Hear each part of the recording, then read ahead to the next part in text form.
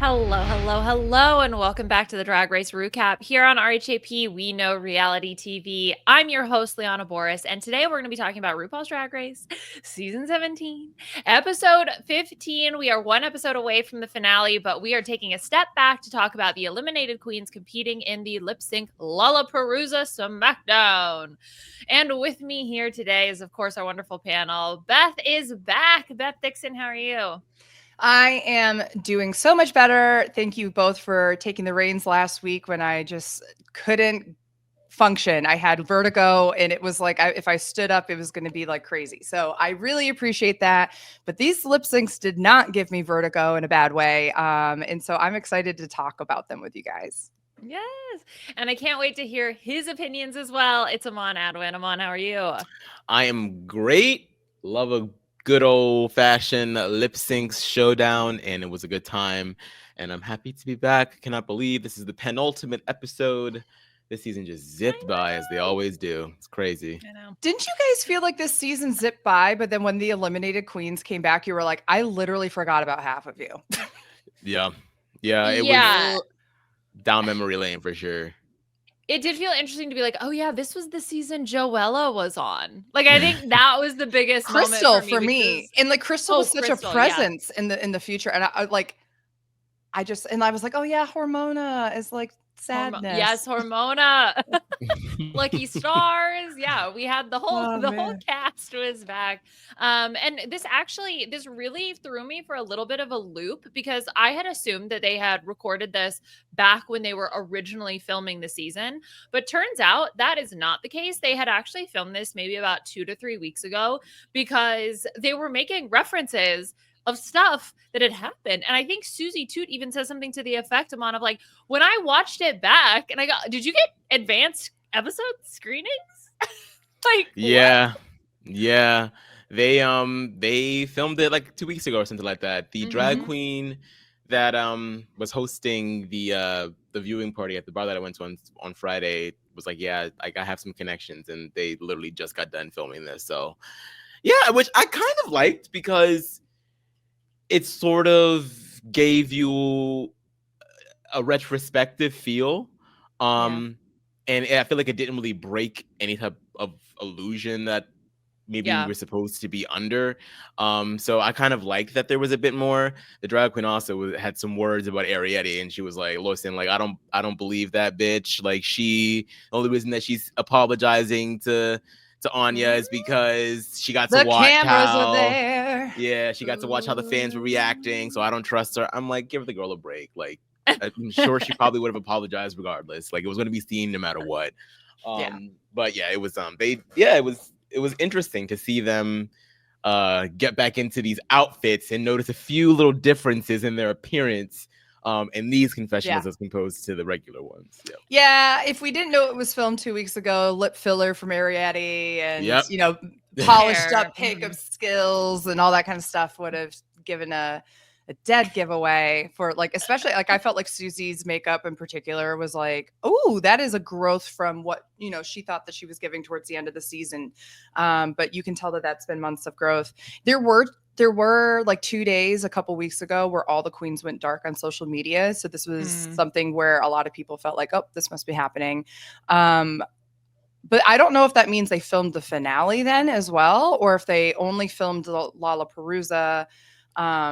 The one thing I didn't like about this Lollapalooza is that I wish there was like an audience or something. It was just like, it just felt like, like empty claps.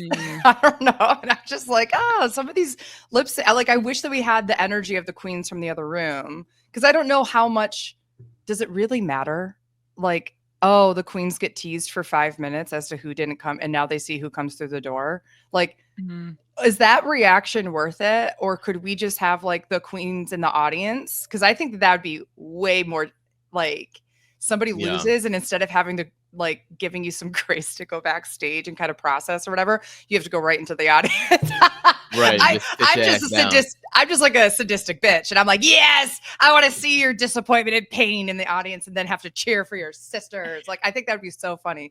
I'm awful. It does feel a little empty. Like, and I think they're going to be doing the finale in just on the main stage next week as well, which I miss the Orpheum Theater. I miss the community feeling of it and having everyone there together and getting to see queens from other seasons, from other franchises at this point come and celebrate the season. So I don't know if it's a money thing or they just want to get as much mileage out of that new main stage as possible. I mean, it's lovely. It looks great. Good for y'all. But I do miss that communal feel. And I think it definitely was sort of evident in this episode as well, where you're not really getting the reaction from the queens in a real time way. We have to watch them watch it, as opposed to them being there live. But you know, whatever. I just generally feel like this, like Big Brother, us watching them watching something isn't as dynamic as like we all, when we watch really good lip syncs back, yes, we're focused on the performances, but we also want to see the reaction of their peers, their queens in the background, like going crazy and like cheering for them and such. And that brings an energy to the performances themselves as well. And I feel like without that live reaction from people like really giving you energy, which like I love the judges, but RuPaul going is not going to cut it over someone going, yes, bitch, split. You know what I mean? Like, Charlie, do something. Charlie, let's go, Charlie. Like, come on, give us those moments, you know? No, I totally understand where y'all are coming from. I mean, I think especially not having it in the theater, that is really like the biggest thing that makes it feel back like a downgrade. I mean, I remember season 9, like that was a big freaking deal. It felt so cool. It felt like this amazing monumentous moment, you know, to have like the lip sync battles. Obviously that was the lip sync for the crown in that particular moment, but you know, to have a little bit more sort of grandeur to it, especially if you're going to come back and film later, you know, again, it's probably a money thing, but then I'm like, fill the main stage with some seats. You've done that before. You can throw some chairs in there. And even if it's just other queens, even if you like, for example, I understand them maybe wanting to keep the queens watching the queens in the background so they can kind of do the commentary. And then, yeah, maybe have some more energy like in the actual room. Keep the final four back there then. Cut to the final four, get their commentary. They deserve having commentary, but have the other queens in the audience to cheer on all the other girls, right? Or bring back the people who were like getting pied in the very first, you know, Squirrel Games thing that were all there, and including the clown. Like bring them all back and they're the audience, you know? Like I just think that'd be fun. Little bookends. Yeah, I mean, I guess one can make the argument, you know, like because of the fact that we're not getting a reunion, this gives them all a chance to sort of be in one room together and we get to see them react with one another. But as Beth was saying before, it's, you know, it's very fleeting. It's, you know, we get to see them be like, oh, this person came through. All right, next person, you know? So yeah, not our favorite, but I guess it'll have to do. Yeah. We did get to see a little bit of it in the workroom when they're all coming back together, and we got to see Corey and Lydia confirm the relationship. Even at that point, I guess if this was filmed 2 weeks ago, they would have already known. They've been at it for months now. Yeah, exactly. That was the first moment. It was when Corey, I think, mentioned doing cameos. And I was like, oh, wait, what? It just really threw me for a loop. So anyway, yes, they were together. Obviously, the Arietti, Anya conversation, all of that. So yeah, it was nice to have some of those moments, but it did feel like a little bit was missing here because it's like almost trying to pack two things into one. Yeah. Well, let's actually start talking about some of these gosh darn lip syncs. So there was a little bit of a change in the format this year. So traditionally, the balls would choose the queen, and then the queen would pick their opponent, and then the opponent would pick the song. But with the rule change, now there's a twist that the chosen queen could either pick the song or the opponent, which I thought was interesting. Okay, yeah, do we like this? Because it puts you in a really interesting position. If something happens like what, you know, if Susie only had one song that she wanted to do and everybody knows it, do you steal it from her hoping that she's not the person that you have to go up against? Or do you choose Susie and hope, like knowing what song she's going to choose, right? Because it sounds like they all know what song the other queens want to do. So you have the power of being like, okay, I also want to do this song. And I know that Susie wants to do it. But do I want to go against Susie with this? No. So I need to choose a different song and then hope, you know, if I do get Susie, that might be the case or whatever. So it adds an extra layer of strategy to it. But yeah, I do like Corey not having any agency the entire time. I also thought was like a very interesting portion of it. And I think it made her really fight for it harder in that way. Yeah, I feel like it gives the queens a touch more control, but not too much control. Mm-hmm. There's still a little bit of chance that it gets left up to, and I think it's pretty fair to sort of give them a little bit of agency in the situation, and try to be strategic. But it seems like everyone was kind of open about what kind of songs they would have preferred to do. I'm not sure if I'm one of the queens, I want to be as open and honest as some of these queens have appeared to be.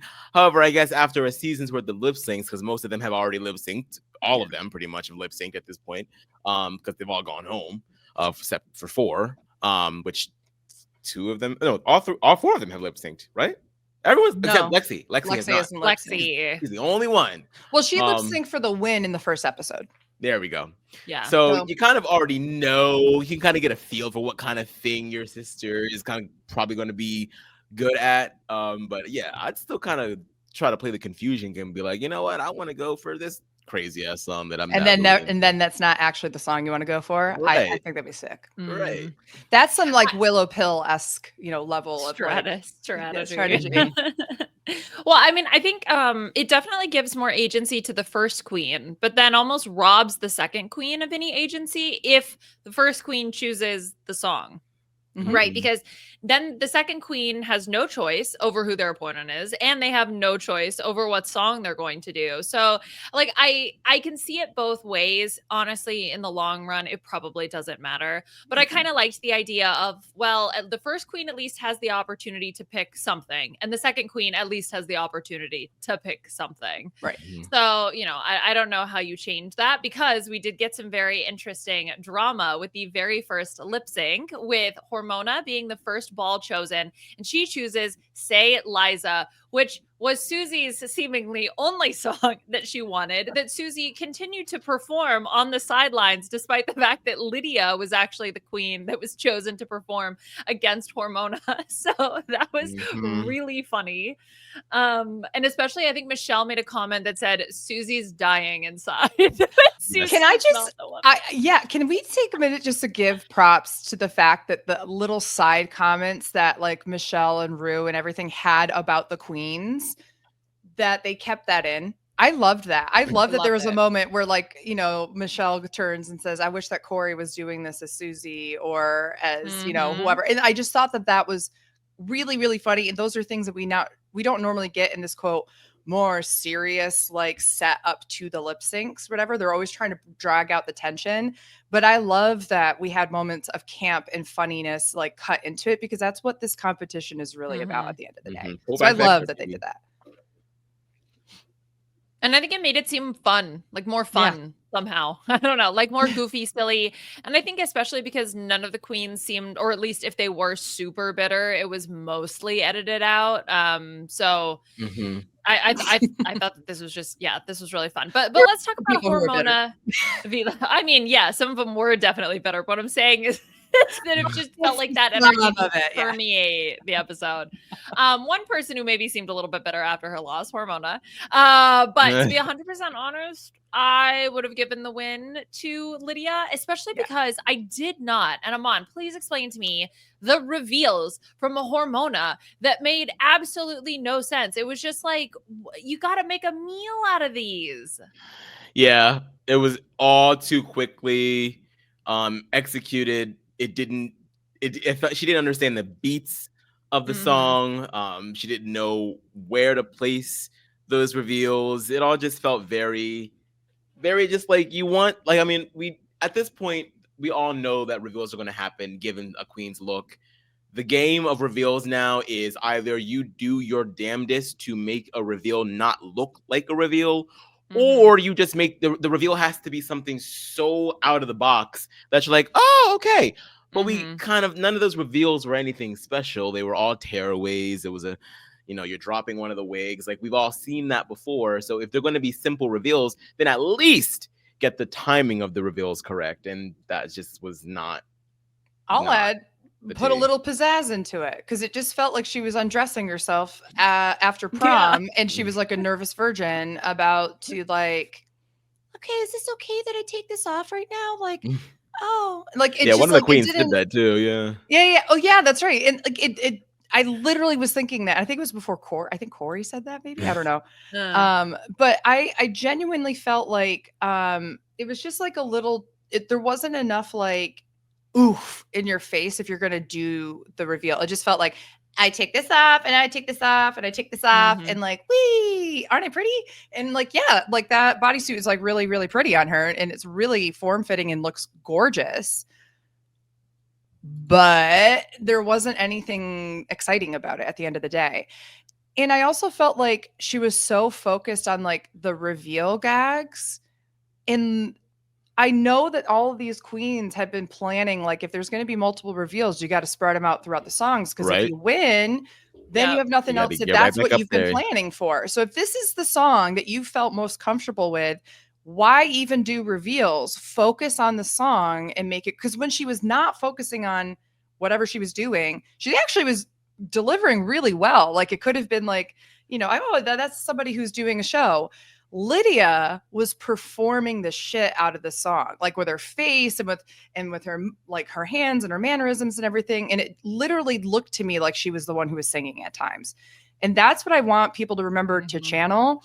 And my other advice for people like Hormona who don't know how to, like, you know, when do I do a reveal, all those things, you need to go to some burlesque shows. Literally watch professional burlesque dancers and performers, aerial artists, anything.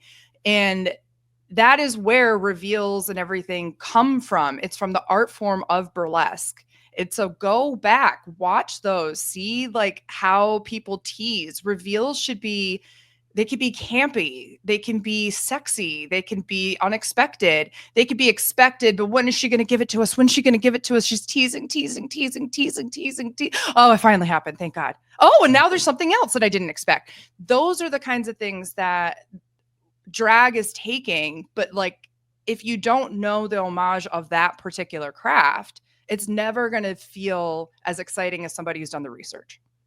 Well, and I think that's why Lydia, in comparison, so Lydia in this particular lip sync has the one reveal with the hat head thing, but her timing was so perfect. Yes, and that to me was the moment where it was like, just let her go already.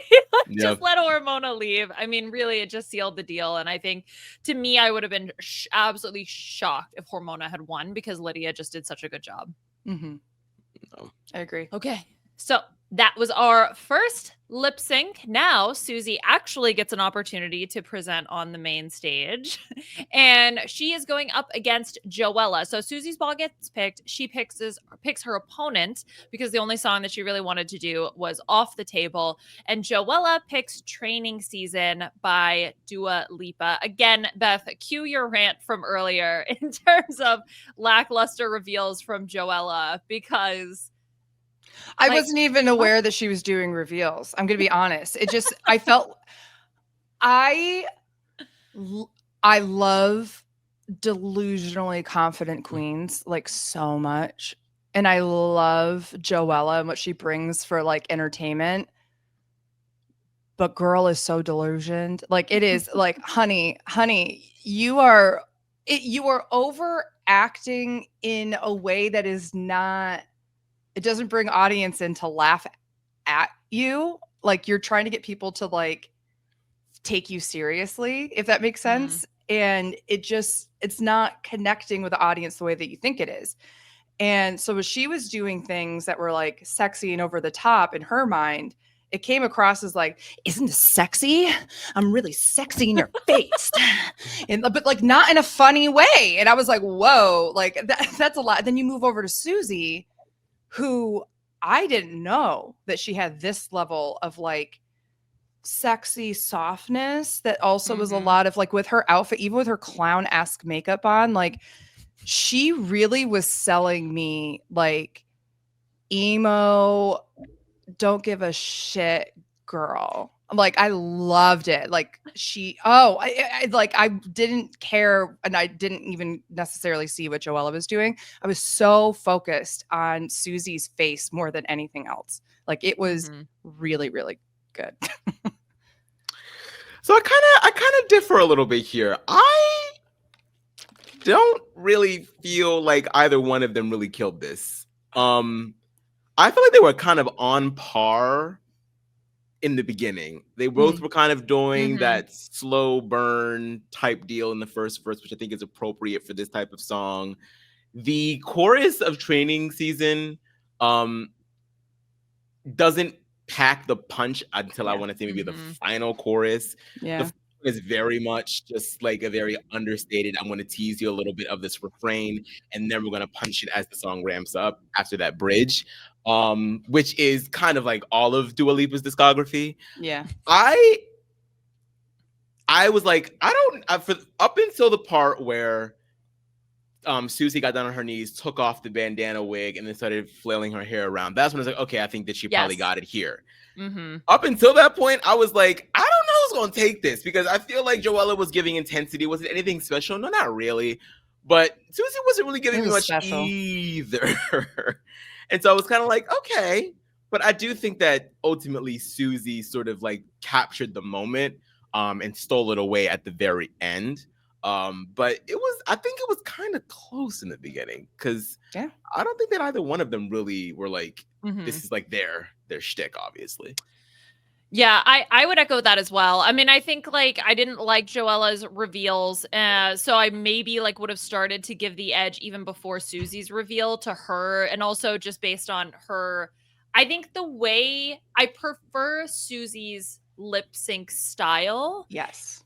More than Joella's just personally, but Aman, I 100% agree with you that once Susie lost the wig, and I mean, oh my gosh, I loved the hair with the fringe, like the fringe on her jacket, like the combination of those two things. It was really hot. So I was sticking with Susie. But a note like that fits completely into what you're saying, Aman, is that they were neck and neck in the beginning. And the reason why Susie pulled ahead is not because of the reveal itself. It's because she ramps up with the song, and Joella was the same the entire time. And as you're saying, like, I don't think some of these songs that they chose are good lip sync songs. The Pink song is so stupid. Like, why is that? Why that's a one note song? It's, you know what I mean? Like, there needs to be some kind of level so the queens can play with something. This was a song that I actually didn't think was a good lip sync choice song for the show to do. But because I didn't lose the intensity of Susie, and like she built with the song to the point where it felt like she was owning and performing the song. That's where I was like, okay. And I agree with you, Liana, that once Joella like did her reveals and such, I still was like, okay. And I looked over at Susie and I was like, no, she's got it for me. And then she did that. And then it was just like, okay, she finished strong. She did everything she needed to do. She rode the wave of the song. And I think that is such a key element that a lot of queens, when you're in that adrenaline induced moment and you're back in the spotlight, you're back in front of RuPaul, that's got to be very intimidating. And for someone like Joella, who hasn't been around since the second, elimination, like, that there's much more pressure on her in some capacities than there is on, Susie, who's had her screen time, even though she, depending on who you're talking to, got robbed right beforehand. I don't think she got robbed, but I think she deserved to go home at 5. It was shocking, but I think she deserved it. Also, for those, I was not here last week, and I know that Liana and Aman said something, but I just want to say I did not think that Sam should have been in the bottom. And I know that I'm supposed to be the #1 Sam hater in the world, apparently. But like, I just wanted to say for the record that I felt like Susie and Lexi should have been in the bottom. And I felt like Sam should have been safe and that they were overly cruel on her. So there, take that. Yeah.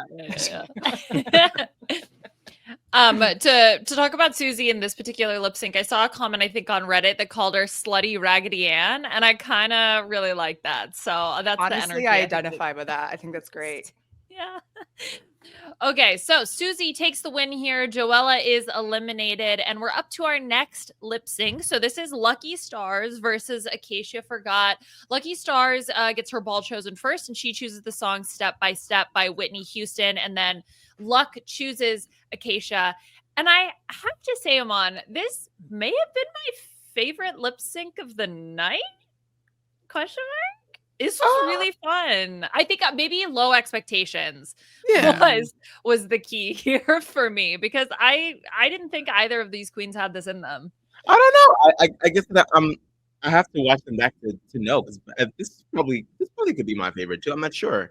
This one was interesting because I feel like there were definitely moments of power for both of them, and this was another one where I was like, I don't know how it's gonna go, because the one thing that I wish that Aacia had not done is I wish that you had not walked all the way to the back to undress and then flip the wig off. Yes, the camera got it, and I'm sure the judges saw it, but I feel like it's so much more powerful and resolute if you stayed where you were, turn your back to the judges, drizzle down the coat, whip off the wig, and then, take the stage in the catsuit that you got on, as opposed to giving the front of the stage to the stars, to Lucky, because I feel like that sort of like gave her more time to really capture the judges' attention, and it gave her the motivation to whip out the basketball boobies pretty quickly, which I think ultimately, as we're going to see, is her undoing, because she didn't want to be upstage, so she got nervous and just did the reveal right then and there. I don't know if she was planning on doing it that early, but it definitely, got everybody's attention. But then Aacia does the comedy route thing where she tries to do the dip, and she gets down gingerly and does like 3,000 genuflections before she does like the last little. Yeah. I also just. Oh wait, sorry. Go ahead, Aman. It was funny, but I feel like it was also like a little disjointed in tone, which I don't necessarily know if that really matters too much, but it was something that stuck out to me, because it was like you were giving sexy seductress, you were about to just strut up and down this stage, and then it turns into, oh, I can't move, I'm too old to do it. So it was like, okay, so what is the tone of this that you're trying to portray? So a little disjointed to me. I don't know. I identify with that very, very much. Which is like, I'm so sexy. I'm the one. And then I'm like, okay, hold on. I got to get on my knees so I can give you a BJ, but this is going to look awful for a second. All right. Okay, there we go. Now I'm ready. Okay, like, maybe I'm thinking too much about it. No. You're just youthful, Aman. Yeah, exactly. Wait till you get to my age, kid. No, but I think I think that's why I liked it. I thought both of them did incredible. I was entertained very much by both of them. I felt like Aacia, I loved the connection with the song, the emotion. I liked the reveal. I completely agree with you, Aman. I don't know why anybody would do a reveal at the back of the stage unless you're about to do some flips or shit or something to come to the front, right? I thought that the comedy was great. I felt like Lucky had it in the very beginning, and then I felt like once Aacia did the slow, what am I trying to say? Dip. Then I felt like the camera really wanted her, and with like the human unit and all that kind of stuff. Like she was really feeling herself. Yeah, all of her sisters were feeling that moment too. Yeah, and I felt like Lucky has some moves, and you can tell. I know she's probably going to hate hearing this, but you can tell that she's Nina Brown's daughter. Like some of the moves that she did was very like the kinds of things that we saw Nina do in season 9, but with her own twist on it. And I love the bouncing basketballs, but like that gets old very quickly, right? Very quickly. In the same way that like when we had like Yara Sofia or Jessica Wilde, like if all they did was just play with the titties, all they did every single song, it gets old very quickly. Like it's really funny and ridiculous for a good, 15, 20 seconds. But if that's all you're doing with a song. So I just didn't feel like after she did the titty basketball reveal, that there was much else other than just like shaking them and making them bounce. And again, entertaining, loved it, but it just all of a sudden I was more curious to see the person who was playing with levels and doing different things. So I actually thought Aacia won this for me. I similarly would have given the win to Aacia. I think for those reasons, the reveal being so drastically different as well, I really appreciated, because like look at Hormona, for example. She takes off a pink sparkly coat and she has a pink sparkly bodysuit underneath. Whereas, you know, you have this two very different looks from Aacia, which I appreciated. And then I think, you know, for Lucky, the makeup obviously looks so cool, but it's so heavy and there's not a lot of contrast because you have like red lip on an orange face. So it was a little bit tough to even see her enunciate some of the words and actually do the lip sync. That's how I felt, especially with her second one. I could not for the life of me get into it with her in the second one. This one, I didn't feel like she needed it as much because it was new. We weren't seeing what she was going to do with her body. But I agree with you, Liana. So that's another reason why I think I probably would have given it to Aacia, which it was interesting to see Aacia see Lucky's second lip sync, to be able to watch that and be like, oh, that's what she did against me. I can't believe I lost. I'm like, yeah, I feel that. But, you know, titties are going to make Ru laugh. And that's the name of the game. I don't know. The best titty thing to me still at this point in time kind of still remains. Actually, I have two. It's Jessica Wilde in Coconuts against Jimbo. That one, or not Jimbo. Raja O'Hara, and top of last season, baby, when freaking Saphira's tits came off the bottom end and they're just bouncing on, like nothing is going. And they were so tiny, like they weren't the right size. There's nothing is going to top that. I'm sorry. Like the titties have been ruined by that moment. Listen, anybody can make big titties bounce. If you can make tiny titties bounce, that is infinitely so much more entertaining. I'm sorry about it. That's so funny. Okay, let's move on and talk about our next lip sync number 4. So this is Arietti. Arietti is Ball is Chosen, and then she chooses Blow Me One Last Kiss by Pink, and then the Balls ultimately choose Corey. Love Pink. Love Pink. We all love Pink. This was a terrible lip sync song choice, like from production, right? I'm putting, because it is one level. The song is one note the entire time. There's nothing really you can do to build this song. And so it just was such a questionable choice, especially of all of Pink's discography. This is the one you pick? I didn't understand it. I don't get it, but here we are. And that's the song that we're getting. Yeah. I love it. The consensus here. Go ahead, Aman. Well, I don't know, Aman. Yeah. How do you feel? Yeah. I mean, it's a very, loud song. And I love screaming this song. It's a fun song. But I agree. It doesn't really give you a lot to do, which is why I felt like Corey's decision to sort of give more emotion, give a bit more of a grounded performance to it, I think is what helps, because you ground all of that energy into one powerful stance, and you allow yourself to get bigger and bigger and bigger and bigger as each chorus, splits. Now, obviously, with Arietti, I think she tried to do a bit of a similar thing, but she kind of did the thing again where it's like you do this reveal and you just do it because it's the first chorus, and maybe you were a little spooked about what maybe Corey could do because Corey can move, so you're like, okay, I got to do everything now because she's gonna upstage me. But no, Corey was over here looking at the judges and just giving them the emotion of the song, and you were over here spinning ribbons that doesn't go with this song at all. It looks very, very messy. And yeah, I just I'm not really sure what you're trying to do. I mean, it kind of reminded me of the both of them in the acting challenge. As much as I was entertained by Arietti's caveman performance, it was very just here the entire time. And whereas I felt like Corey it just felt a little bit more real, a little more honest. Same thing here. Same thing. What I like about Arietti is the intensity she brings to everything, right? There's an intensity of being over the top, and that is so drag. But what she doesn't know is how to do that over the top in a way that will connect with an audience, right?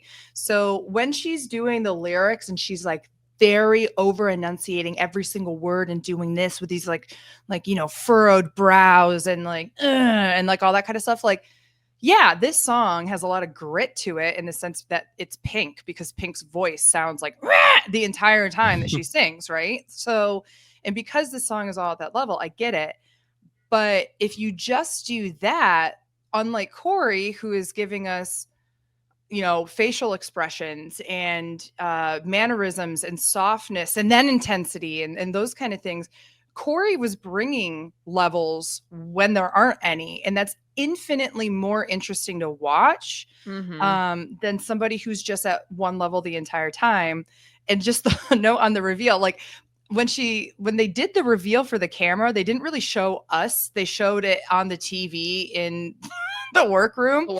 And so I think that ruins it for us because we're seeing it in such a small way. And I literally at the same time, I think it was Jules went, "Oh, that's cool." Like I literally said it as she said it, but it wasn't like, "Oh," it was like, "Oh yeah, that's cool." Like but they said it in the same exact way. And I'm not sitting here saying that Arietti did poorly. I very well could see a world where she won this lip sync. Like I very much do. I just prefer, and you will hear me say this over and over, connect with the song, bring levels. And if there aren't levels in the song, you make them. And that's what Corey did. And she deserves the win, in my opinion. Oh.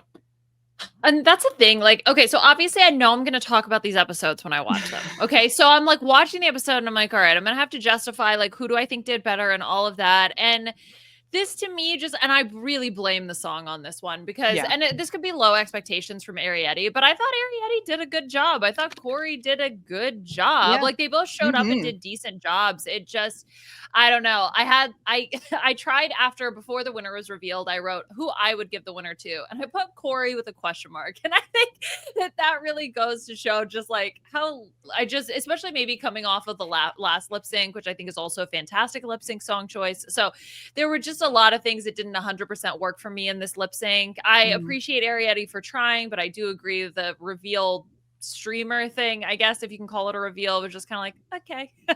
And then Corey had, I think, the better facial expression. So ultimately Corey does get the win, which again, Ru gets to utilize a Corey Scott King. And I loved your march on Washington. From Ru. But I don't know which queen it was in the background. I feel like it was Lana's voice, but I don't remember. It was "You Better March, Bitch." Yeah. I think it was Lana. I think so. Which is great. I was dying. That was so funny. Just a note on Lana. I know we're going to talk about her in a second too, but like I just loved seeing her come back, and I could already feel that she's more confident in who she is. You know what I mean? And so like, God, yes. And like willing to own space and willing to like throw her voice out there in ways that like I feel like she always wanted to, but didn't feel like she had the agency to do so. And I think that's why even All Stars is so powerful for people, regardless of however they did in their first season, is because they already know what to expect when they come back. They have a sense of experience and agency. They know how the audience has, received them. And even though this was just for a short little thing, I just wanted to make the note that I was like really living for Lana in this episode from a very personal growth perspective. Even in the confessionals. Yeah. She just seemed to have more like confidence. It was nice to see. And I do think that translates to a certain extent to her lip sync. So she does win lip sync number 5. This was the last round, I believe, of the first round, last lip sync of the first round. So the only person who gets any choice here is Lana, whose ball gets chosen. She's going to be facing Crystal Envy, and she picks the song "You Make Me Feel" by Sylvester. Lana also being strategic here, Aman, knows that Ru loves the song and that is not in Crystal's wheelhouse. So a double whammy for her.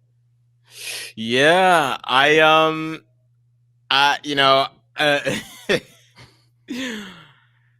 know if I wanted to contribute to her delusion of being an assassin, so I was kind of like rooting for Crystal here. I was like, we all need to be humbled sometimes, sis.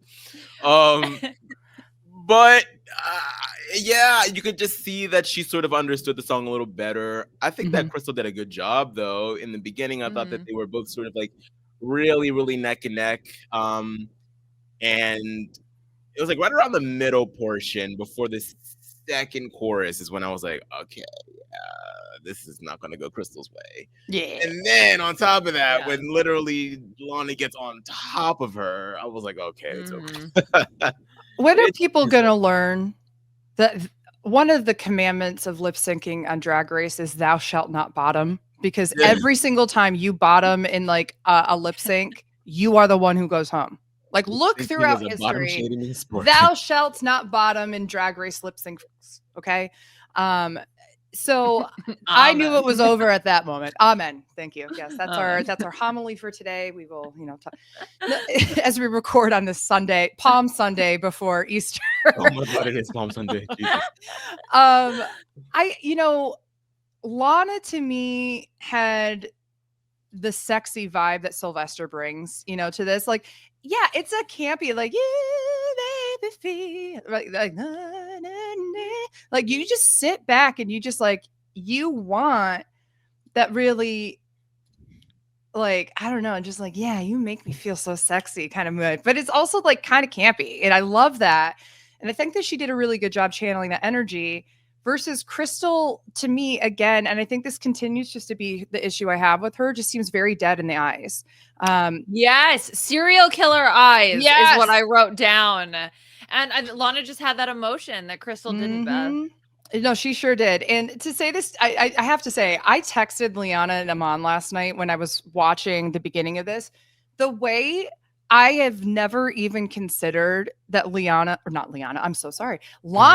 was a lip sync assassin, but they're like, yeah, she's the lip sync assassin of the season because she lip synced 4 times. I'm like, no. Just because you lip sync 4 times does not a lip sync assassin make. Yeah. She barely survived 2 of those lip syncs. One of them, I think she definitely won. And the 4th one, she went home. So like, no, it was not a lip sync assassin as much as it was the other person did so poorly in the challenge or in the lip sync that she just managed to squeak out a win each time. I do not think that we should have this label. And I do need to just shout out the comedy chops of our Aman, who then responded with a picture of Gia Gunn that said, I guess there's room for everybody to be a lip sync assassin. So I just loved that so much. But yeah, I think that Lana just killed this one. I also want to say Crystal wore the booties that like Corey King gets like dragged for in the season by RuPaul. And there she is wearing them on the stage. Girl, just because Corey's the one that got the critique, maybe you listen for yourself too. The other thing I'll add, and I accuse both parties of this for lackluster reveals. Yes. I mean, at least Crystal, the wig, I think was a good reveal. But like, so for example, Crystal had the boa and just immediately threw it away. It's like, then why even bother? Don't even bother. Like, at least do something interesting with it for 20 seconds or so. Floss your crotch with it or something. Yeah, come on. This song needs a crotch flossing. Yeah. I think also Lana, when she was crouching and bouncing around, she just makes it look so effortless. And there was just something so fun about that exact moment that I really appreciated. But otherwise, I think you both have hit on really my general feelings. I would have given the win to Lana. Also, we got a really funny Crystal Envy sign-off line of something about mayo and then righty real from Crystal. Oh, yeah. You'll be the right as real. Right as Did you say something about mayo? And then she comes out and tries to like correct herself and it still doesn't come out. No. Like, I do love mayo though. I do love mayo though. Oh God. Yeah, that was really awkward. So I do not. I'm sure Crystal did not expect to be eliminated in the first round. So I think that that probably was part of that reason. I just kept thinking about Bob the drag queen versus Derek Barry when this song came on. I was wanting one of them to do the iconic Bob knee slide or something. I don't know. Or that. I don't know. The moment. Yeah. Yeah. I think. I think this song is also, this is just such a weird reference, I guess, but I think this song is also used in the last season of Friends when Danny DeVito is the stripper that they call last minute for Phoebe's like bachelorette party or whatever. And then he tries to dance to this song and she's like, ugh. And then eventually, like, you know, they're like, come on, do one last dance for us before you retire. And this is the song. And I'm like, I always think of Danny DeVito in a little police uniform stripping. Yeah. Good mental image for us all to consider. You're all welcome. Danny DeVito, I love your work. All right, so we have 3 more lip syncs to talk about. 2 are in the, I guess, semifinals with Lucky versus Susie. We Found Love by Rihanna. So I think, yeah, Lucky chose the song and then Susie got picked by the balls. Picked by the balls. That sounded wrong. I mean, but she definitely shows her balls. Jeff Probst. I know, right? Dig deep. And so we get to see again another lip sync. And Beth, I know you had opinions about this, especially in terms of Lucky's, I guess, mouth movements. Well, I think the hardest thing is because there's so much black around her eyes and the lines to her nose that you have a really hard time. And like you were saying earlier with the red lip on the orange face, it's very hard to get anything but intensity from her. And this song is what I loved about this song with Rihanna is that a lot of Rihanna's music feels very in your face and like, yeah, this is me and what kind of like there's that vibe to it. This song has a little bit of hope, right? There's a softness that is still intense, but you can hear it in the way that Rihanna sings her there's not like as much force in Rihanna's voice, and it feels like a high in some ways, right? And so I prefer being able to see the softer lip syncing and the soft emotions on Susie's face, but she's still able to bring things physically a little bit more intense. I also felt like with Lucky, like, why cover the boobs up just to reveal them again? Like, we already know what's under there. Like, that's not a reveal. And we're just going, okay. Right? Yeah. So, I don't know. Like, I felt like it would have been fun to, like, I wish that she had a reveal underneath those balls. Like, what if they were bouncing and then she reveals and she's the one that, like, instead of Corey or whatever, that has, like, the boobs pop out there, right? Like, I just feel like that would have been like a different reveal if you're going to do something similar. I don't know. But I felt like Susie just like really, again, just connected with the song in a way that I know that she's able to as a good performer. But I was just really captivated by her. And I felt like Lucky was like overperforming, unfortunately. Aman, what about you? Yes. They both sucked to me. Fair. Okay, so obviously, I mean, yeah, the whole thing with Lucky and these damn balls, girl. Okay, it's enough. It's enough. You rip the thing off in the middle of the first verse, like as if that's gonna like Beth said. We already know they're there. I'm not really sure. I mean, I thought maybe she was gonna take them off. Me too. Right under there or something. I was like, okay, but then it was just more shaking of them, yada yada yada. I feel like Susie didn't really know what to do with this song. It was a lot of generic walking back and forth. When it gets to the first chorus, Lucky is shaking. She is swirling her arms around. I'm like, this looks like 2 5-year-olds that don't really know how to dance yet, which is fine. Like, I don't need everybody to be a dancer. That's not the critique here. I'm just saying. Yeah, woo! I was like, for this song, I was a little disappointed. Then during the last beat drop, Lucky is shaking the tits one more time, and then this is the part where you either go into a death drop, you do a dip, you do a split, you do some type of flip into the final chorus, whatever it is that you're going to do. She goes for the dive, Lucky goes for the dive, the knee dive, and Susie goes for the stanky leg, which I actually found funny. Yeah. I laughed at that. I was like, this is hilarious. However, the only person that we really got any reaction from that for was Corey. We didn't really see the judges react to that because those judges, God bless them, are of a certain age range, maybe with the exception of Bruno. They don't know what the fuck is thinking. Like, it's not going to be as impactful as I think she wanted it to be. So I give her points because I'm of a millennial of a certain age. Do I give her points in terms of like knowing her audience? No. So I kind of feel like it fell flat, but I did laugh at it, and that is why I'm ultimately like, okay, Susie won, but that was a long time coming. And y'all know I love Rihanna. I don't think this is a good lip sync song either. Yeah. I mean, who is going to do well at this song? Really, when you think about it, who is a song?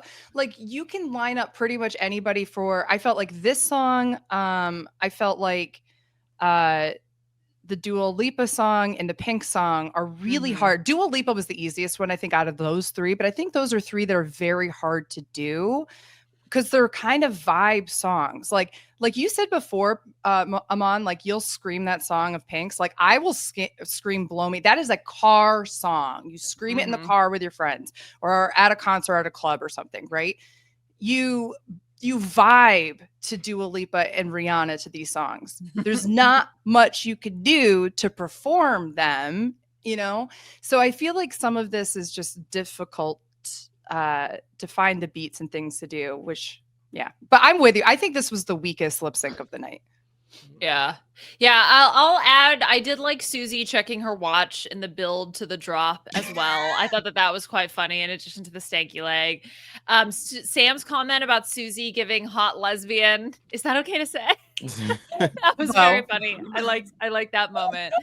So yeah, I agree with the two of you. This was probably my least favorite lip sync of the night, and I still would have given the win to Susie. But it was fine. But even if they tied, I feel like you give the win to Susie. Because like I don't know. I think if you're a producer, I feel like Susie's gonna give you so much more for a lip sync kind of thing, you know? And you know there's one more, right? So if you feel like Lucky Stars is already kind of tapped out in terms of what she's going to bring to the table, then give Susie another shot. You know what I mean? She was in the final five after all. Okay, our last lip sync in the semifinal round is a three-way lip sync with the remaining queens. So Corey, Lana, and Lydia all doing 360 by Charlie XCX. So Mr. Brat Summer himself, Aman, what did you think? What did you and your hoodie think of this lip sync? You know, it's always so hard when it's like more than two people because your attention is so divided and you're trying to really follow the journey of each queen, and it makes it very hard. So a lot of times we just end up getting the highlight reel of what the producers or the judges believe to be their shining moments. And I thought out of all the shining moments that we got, they were fun. I liked that Lydia did a callback to her first F up with the lip sync and the scissors. Maybe a little too early, but then again, I guess, 360 is a very movie song, or if you want it to be. So I guess she just wanted to get the skirt off as soon as possible. But again, because there's two other queens up on stage with her, I don't know if it had the impact that she wanted it to, which isn't necessarily her fault. As far as Lana's concerned, I thought that she embodied the song very well. I kind of felt like she probably could have won this at some point. With Corey, again, I think that she I think what really got her the win is that she was just very commanding on that stage. Like, I don't think that she had to do as much movement because she's already a suspiciously large woman. And I think it's just, there is like a bit of a magnetic energy when it comes to Corey on stage that I think that is just very interesting to watch you get pulled in. I think that she just really just was in her element. Not to say the other two weren't, but I could tell that the cameras were just more like, oh yeah, we're really vibing what Corey's got going on here. So I'm fine with the win. I would have been fine with Lana winning too. I don't know if this was Lydia's moment to win. But it was, I'm overall, I'm fine with what happened here. I kind of felt like Lydia threw it a little bit. I could be too. I think, we get that confessional that she said, I know that Corey really wants to win this. So if I couldn't win it, I want her to. And I thought that was really cute, but I felt like the way that we've seen her boogie and lip sync and just like is very captivating. It was, and I don't know if it's because there's 3 of them on stage or whatever. I just felt like she just didn't command it like she normally does. Lana, I felt like commanded more than she normally does, but I generally felt like it was too much, or she kept putting herself in positions where it was hard to see her. Also, the very beginning with her and Corey basically doing the same exact look. Like it looked like they were in a girl group, like like it was so funny to me. I just, generally speaking, I think that Corey was really vibing with the song, was boogieing, was giving us words and emotions and levels. And like you said, Aman, sometimes if you are the bigger person on the stage and you can command that, like, why look at the skinny bitches to the left and the right? Like, you're the star, right? And I felt like this is one of those examples. Not that Corey's like an incredibly big person or anything, but when you have 2 of like the slightest people in the season on stage, and especially when Lana's doing really beautiful, wonderful things, but if she's on the ground or if she's got a profile, like a side profile, that is going to be harder for her to be noticed versus Corey, who is pretty much the entire time facing the audience and giving, energy and such to them. So I actually felt like Lana could have won this, but I definitely agreed with Corey winning this one as well. I think it's so funny. We're all essentially on exactly the same page. I was like, yeah, I can see Corey winning, but I would have maybe Lana. Yeah. I also could have seen winning this one. I think a fun song choice. I liked it, I think, but it was just so tough with 3 people. I felt very overwhelmed. I always do. I mean, I get overwhelmed with just 2 people performing the lip sync song, right? So like add a 3rd person in there and that's just too much for me. But I think it does go back to the fact that Lydia did feel like Lydia was hiding. Like Lydia was wearing camouflage and just didn't want to be seen by the cameras. So that helped a little bit with my overstimulation from watching this lip sync. Yeah. That color didn't do her any favors when the other 2 were wearing like bright colors. No. All right. Our final lip sync, Corey versus Susie Toot. And this was our ultimate lip sync for the win. Susie does take home the crown of the lip sync Lollapalooza SmackDown, I believe is the full name. And the title of She Done Already Done had hers is. Oh, yeah. Thank you. Yes, of course. The official title and $50,000, which is a big deal. So that's some money. Okay. So I guess I want to talk a little bit about the elephant in the room first, Beth, and that is Corey's titties. Because so Corey does this reveal to her titties and then constantly covers her titties. And I'm like, okay, was this like, did she get in trouble midway through the lip sync? I was just trying to process everything that was happening. I wondered the same thing, and I went online afterwards, and it was so funny. Everybody being like, I wonder if a producer literally was like holding up something because cover your nipples. Yeah, because I think you can get away with so many seconds of that, but you have to be very mindful of it. So, she would cover them and then they'd be free, and then she'd cover them and she'd be like very mindful of it. Yeah. But when she did it the first time, like before, like she reveals and she has the moment, she turns to the left and she immediately covers up. I felt like she must have turned to the left, saw a producer being like, and then was like, you know what I mean? And then when she shakes them, she only does it for a couple seconds and then is like really quick to cover them again. And that like really limited her movement. So I mean, regardless if it's like a TV thing, she's getting in trouble for it. The producers are telling her, I'm sure maybe she even asked ahead of time, like, I'm planning to do this. Can you tell me when I need to cover and I'll have my eye on you kind of thing? Like, I have a feeling that there's quite a few questions these queens have about reveals and such about what will and won't fly. So yeah, I don't know. I just felt like it got to the point where that was so distracting that I wasn't watching really either of them in the lip sync. Yeah. Yeah, I was confused too. I don't know like what was going on here? Like she did the reveal, she had the nipples out, and then you could just tell that the rest of her performance was just a little stifled. If she really wanted to hide them, make it a thing, I feel like it would have been interesting to have been like really leaned into the comedy bit and like tried to lip sync without showing your titties, but keeping your mouth like to the audience or to the judges to let them know that you still know the words. Like, I don't know, laying face down, lifting your head up, and like and just going to town on the lyrics. Like, I thought that could have been funny.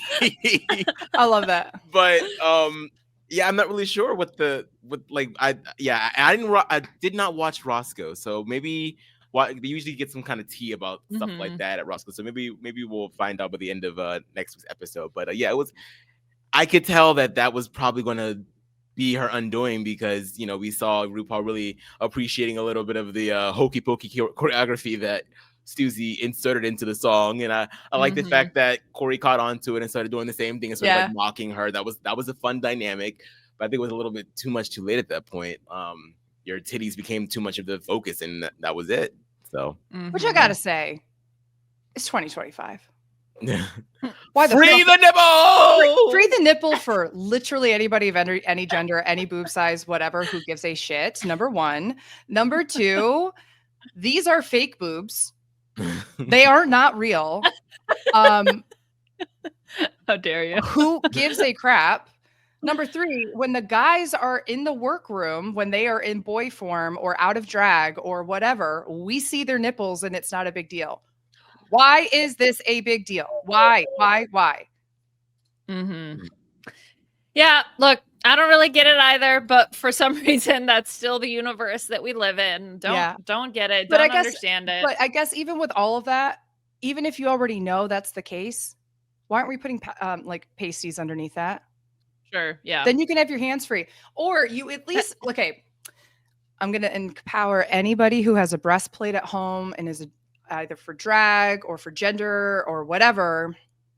I want you to practice holding both boobs with one arm so that you have the other one free, right? So like maybe it's like, oh, I have to hold a towel here with one arm, or I'm just like, that is stuff that women or people with boobs do. Okay. Like if we have to, grab something, we're trying to be modest, we have one arm and they're blocking both the nips. So you don't have to hold both with two hands. You can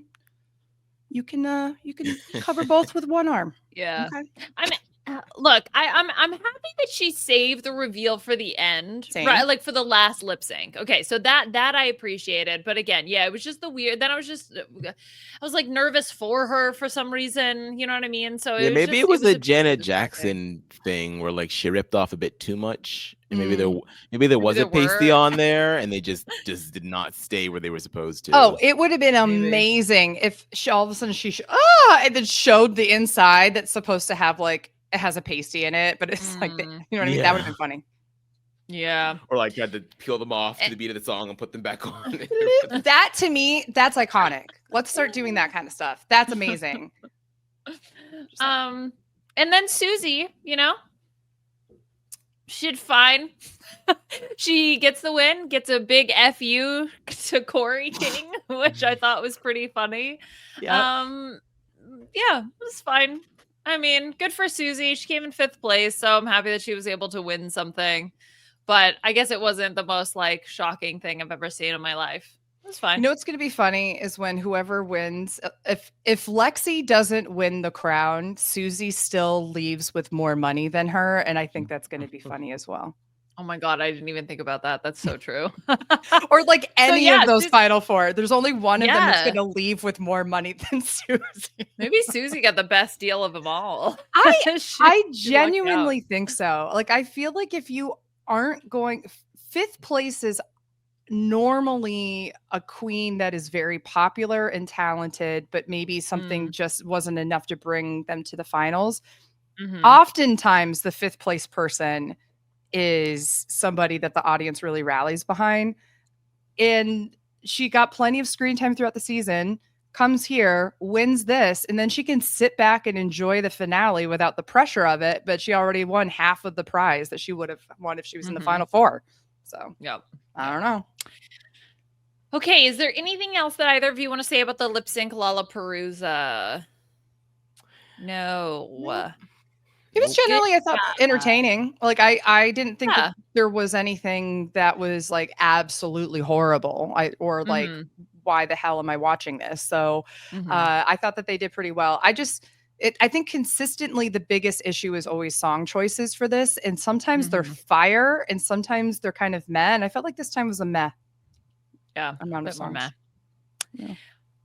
Okay, so that does it for everything for this episode. But before we close out, I do want to, because this is the final episode before, or the penultimate episode before the finale, I want us to do the head, heart, gut of our assessment of the queens. So I'll go ahead and go first. And we do this every season. Basically, the way it works is of the 4 queens who are currently still competing for the crown, you give the person that your head you think will win based on, logic, track record, that kind of thing.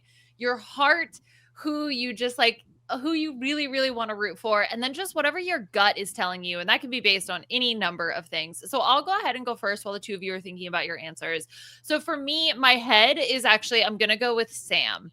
I think that Sam comes across as just incredibly polished. She seemingly had all the right reads in the lip sync from the Lollapalooza this week, which is like, okay, she understands what the judges want.